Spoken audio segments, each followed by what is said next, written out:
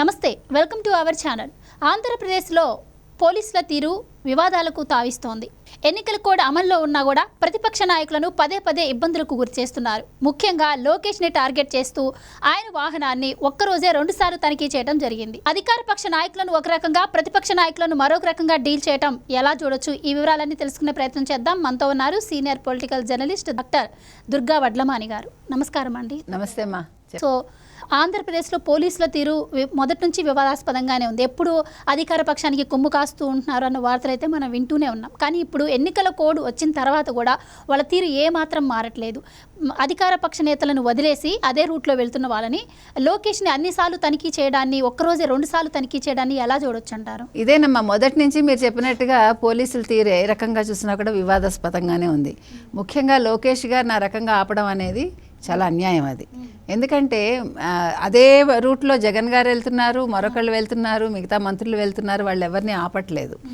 ఎందుకంటే ఇప్పుడు ప్రతిపక్షం మీద వీళ్ళు ఎక్కువ దృష్టి పెట్టడానికి, వాళ్ళని ఎక్కువ ఇబ్బంది పెట్టడానికి కారణం ఎన్నికల భయం మొదలైంది వీళ్ళల్లో. అధికార పక్షంలో ఎన్నికల భయం మొదలైంది. అంటే ఆయన సిద్ధం అని ఎప్పుడైతే చెప్పాడో ఆయన ఇంటికి వెళ్ళటానికి సిద్ధంగా ఉన్నాడు అని జనాలు అనుకుంటున్నారు. కాబట్టి ఆ భయంతో ఈ అధికారుల్ని, ముఖ్యంగా ఇప్పుడు ఎలా ఉంటుందంటే అధికారాంతమున చూడవలే ఇదంటారు. అట్లాగా వీళ్ళు పోయే కాలం దాపురిస్తే ఇలాగే ఉంటుందన్నమాట. అందుకనే పోలీసులు అత్యుత్సాహం చూపిస్తున్నారని నేను అనుకుంటున్నాను. అంటే ఇక్కడ చూస్తే ఏంటంటే ప్రతిపక్షాలకు ఎన్నికల కోడ్ వర్తిస్తుంది, అధికార పక్షానికి వర్తించదు అన్నట్టు బిహేవ్ చేస్తున్నారు. అంటే ఇప్పటికి కూడా మేము అధికార పక్షం చేతుల్లోనే ఉన్నాము అని నిరూపించుకోవడానికి ఇదంతా చేస్తున్నట్టే అనుకోవచ్చా? అంతేనమ్మా. ఇప్పుడు ఎన్నికలు కూడా అమల్లో ఉన్నాక ఇంక ప్రతిపక్షం ఏంటి, అధికార పక్షం ఏంటి, వాళ్ళందరినీ సమానంగా చూడాలి కదా. మొదటి నుంచే ఎలాగా సమానంగా చూడలేదు. అధికార పక్షం అని వాళ్ళు వెర్రవీగారు తప్ప ఎప్పుడూ వీళ్ళని ఇబ్బందులు గురి చేస్తూనే వచ్చారు. ముఖ్యంగా టీడీపీ వాళ్ళని వాళ్ళు టార్గెట్ చేసుకున్నారు. లోకేష్ గారిని అంతకంటే చేశారు. ఇప్పుడు కూడా అదే ఉద్దేశంతో వాళ్ళు కొనసాగుతున్నారు. కాబట్టి ఇక్కడ వీళ్ళు ఎన్నికల కోడ్ అమల్లోకి వచ్చింది అనే విషయాన్ని వాళ్ళు గ్రహించాలి. అది గ్రహించట్లేదు. ఇక్కడ జరుగుతున్నది అది.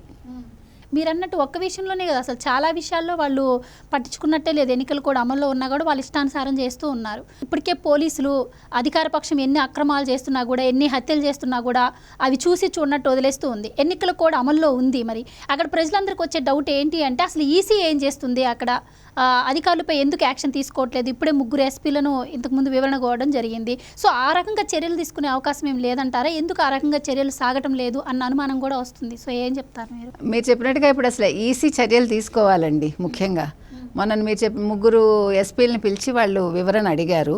వాళ్ళు వెళ్ళి వివరణ ఇచ్చాక దాని మీద ఏమైనా చర్యలు తీసుకున్నారనేది ఇంతవరకు బయటికి రాలేదు. దీన్ని బట్టి ఈసీ కూడా ఏ రకంగా ఉండేది మనం సందేహపడాల్సి వస్తుంది. ఇప్పుడు వాళ్ళు కూడా చాలా సీరియస్గా తీసుకోవాల్సిన మ్యాటర్స్ ఇవంతా.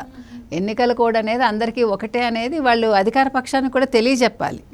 అది తెలియజెప్పట్లేదు. కాబట్టి ఈసీ అసలు ఎందుకు ఇట్లా బిహేవ్ చేస్తున్నారో ముందు మనం గమనించాలి. ఇక్కడ అది ప్రజలు కూడా గమనించాలి, గమనిస్తున్నారు కూడా, అంతే.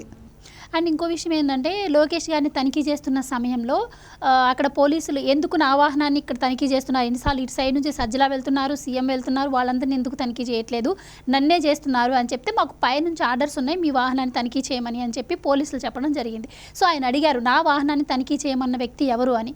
అప్పుడు పోలీసులు దాన్ని కప్పిపుచ్చుకునేందుకు, లేదు లేదు మీ వాహనం అది కాదు, అన్నిటిని చేయమన్నారు అని చెప్పి కవర్ చేసేందుకు ప్రయత్నం చేస్తారు. సో ఇట్లా ఒక చంద్రబాబు గారిని కావచ్చు, ఒక లోకేష్ గారిని కావచ్చు, ఇలా వీళ్ళనే స్టాప్ చేయండి అని పైనుంచి ఆర్డర్స్ వస్తున్నాయి అన్నమాట వాళ్ళు ఒప్పుకున్నట్టు తెలుస్తోంది. సో ఎలా చూడొచ్చు అంటారు దీన్ని? మీకు గుర్తుందో లేదో, మొన్న సభలకు కూడా అనుమతి లేదు, తిరగటానికి కూడా మొన్న పవన్ కళ్యాణ్ గారికి కానీ వీళ్ళకి ఇవ్వలేదు ఆ మధ్యన. అంటే వీళ్ళు భయపడడం ఒకటే కాకుండా ప్రతిపక్షాన్ని ఇబ్బందికి గురి చేయాలి అనేది అధికార పక్షం యొక్క వ్యూహంగా మనకు కనిపిస్తోంది. అందుకే అందులో భాగంగా ఇప్పుడు జగన్ చెప్పకుండా ఏమీ జరగదు, సజ్జల గారు చెప్పకుండా ఏమీ జరగదు. ఇప్పుడు జగన్ గారు, సజ్జల గారు చెప్పకుండా ఏదైనా జరుగుతుందా అండి? సో వాళ్లే దీనికి కారకులని మనం అనుకోవాలి. ప్రతి విషయానికి కూడా అధికార పక్షం నాయకులకు తెలియకుండా ఏది జరగదు. అంటే ఇప్పుడు ఈ డబ్బు ఒకటి ట్రాన్సాక్షన్ జరుగుతూ ఉంటుంది ఈ టైంలో. సో వాళ్ళు ఏంటంటే ఎలాగా వాళ్ళు డబ్బు మూటలు పట్టుకెళ్తారు, వీళ్ళు కూడా పట్టుకెళ్తున్నారా లేదా అని ఒక అనుమానమేమో వాళ్ళకి. అందుకని చెక్ చేస్తూ ఉండొచ్చు. కానీ ఆ విషయంలో వీళ్ళకి ఏ భయం లేదు. టీడీపీ వాళ్ళకి కానీ, జనసేన వాళ్ళకి కానీ డబ్బు గురించిన టెన్షన్ అయితే ఏ రకంగానూ లేదు వాళ్ళకి. కాకపోతే అది వాళ్ళ అనుమానం కొద్దీ, లేకపోతే వీళ్ళని ఇబ్బందులకు గురి చేయాలి, వీళ్ళని ఏదో ఒక రకంగా టెన్షన్ పెట్టాలి అనేది వాళ్ళ ఇంటెన్షన్ అయి ఉంటుంది అంతే. ఇప్పటికీ మరి ఎన్నికలు కూడా అమల్లో ఉంది, పోలీసులపై ఎందుకు ఈసీ యాక్షన్ తీసుకోలేకపోతుందంటే ఏం చెప్తారు? అదే కొంచెం కంప్లైంట్ కూడా మనం కూడా చేయాలమ్మా మన సైడ్ నుంచి. అంటే వీళ్ళు టీడీపీ వాళ్ళు కానీ జనసేన వాళ్ళు కానీ కంటిన్యూస్గా వీళ్ళు కేంద్రానికి ప్లస్ ఈసీకి కూడా వాళ్ళు కంప్లైంట్ చేస్తూ ఉండాలి, వదిలిపెట్టకూడదు. ఇది ఫోన్లే పర్వాలేదు అని మనం ఆ ధోరణిలో వెళ్తే వీళ్ళ అరాచకాలు ఇలాగే ఉంటాయి. కాబట్టి వీళ్ళు కూడా కొంచెం దాని మీద దృష్టి పెట్టి అసలు మమ్మల్నే ఎందుకు చేయాలి, మేము ఏం తప్పు చేస్తామని నిలదీయాలి. వీళ్ళు కూడా కంప్లైంట్ చేస్తే బాగుంటుందనేది నా ఉద్దేశం. అంటే ఇప్పటికే ప్రతిపక్షం చాలాసార్లు చాలా విషయాల మీద ఈసీకి కంప్లైంట్ చేసిన సందర్భాలు ఉన్నాయి. అయినా కూడా ఈసీ ఇంకా ఎలాంటి చర్యలు తీసుకుంటే ఈ అధికార పక్షాన్ని కంట్రోల్ చేయగలుగుతుంది అంటారు? కోడ్ అమల్లో ఉన్నప్పుడు ఇంక ఈసీ కొత్తగా చెప్పాల్సింది ఏం లేదమ్మా. అమలవుతుందా లేదా అనేది వాళ్ళు పర్యవేక్షించాలి వచ్చి. ఇప్పుడు వాళ్ళ తరఫున ఇక్కడ ఒక రిప్రజెంటేటివ్ ఉంటారు, ఇక్కడ ఈసీ ఉన్నారు.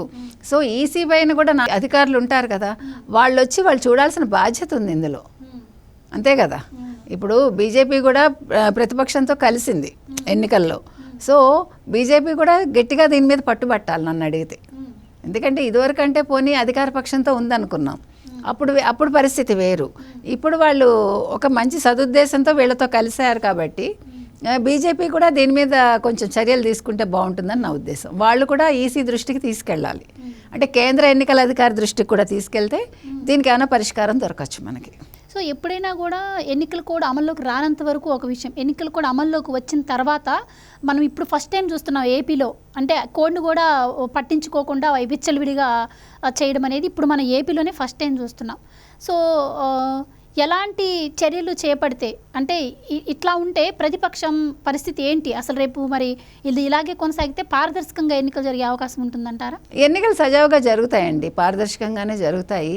కాకపోతే ఇవన్నీ టెంపరీ ఫేజ్ అంతే నేను అనుకోవటం. ఇప్పుడు వాళ్ళు ఏది సజావుగా సాగనిచ్చారు? ఇప్పుడు ఈ 5 ఏళ్ల పాలనలో వీళ్ళు ఎన్నో ఇబ్బందులకు గురి చేశారు ప్రతిపక్షాన్ని, ముఖ్యంగా టీడీపీ వాళ్ళని, తర్వాత జనసేనని. ఇది ఇవాళ కొత్తగా జరుగుతుంది కాదు ఈ అరాచకం అంతా కూడా. సో ఇప్పుడు ఇంకా లాస్ట్లో కూడా ఇంకా ఏదో చెయ్యాలి, వీళ్ళని ఏదో ఇబ్బంది పెట్టాలి అనే ఒక దురుద్దేశం తప్ప వాళ్ళు చేయగలిగింది ఏమీ లేదు. ఎందుకంటే ప్రజలు చాలా కరెక్ట్గానే ఉన్నారు, వాళ్ళ ఆలోచన విధానం కూడా కరెక్ట్గా ఉంది. వాళ్ళు అసలు ఈ ప్రభుత్వం వద్దనే కదా అనుకుంటున్నారు. ఇప్పుడు గ్రౌండ్ రిపోర్ట్ ఎట్లా ఉందంటే ప్రజల్లో కూడా ఒక ఎవర్షన్ వచ్చేసింది ప్రజెంట్ అధికార పక్షం మీద. కాబట్టి వీళ్ళని ఇంకా ఏదో బాధ పెట్టాలి, ఇంకా కొంతకాలం మనం ఏదో ఆనందం పొందాలి అనే ఒక ఉద్దేశం తప్ప ఇప్పుడు అధికార పక్షం చేయగలిగింది ఏమీ లేదు దీంట్లో.